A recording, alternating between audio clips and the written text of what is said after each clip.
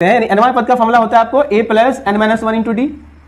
तब आप इसे लिख सकते हैं AP को a प्लस एन की जगह p हो गया, p minus one into d equal to q लिखिएगा और इसे समीकरण 1 मान लीजिएगा। फिर नेक्स्ट देखते हैं हम लोग क्यूआं पद p दिया हुआ है, यानी इसे हम लिखेंगे a क्यू बराबर p और इसे हम क्या लिख सकते हैं a plus Q minus one into d equal to p।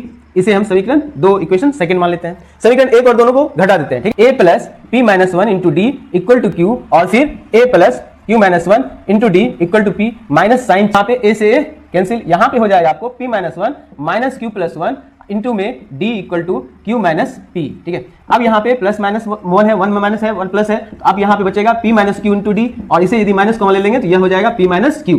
फिर यहाँ d का मान निकल जाएगा p माइनस क्यू, अब बाय में यहाँ से p माइनस क्यू, अब देखिए p माइनस क्यू से कैंसिल तो 1 आया, d का मान आ गया आपको माइनस 1 और इस d के मान को समीकरण इक्वेशन 1 में रखते हैं, ठीक है।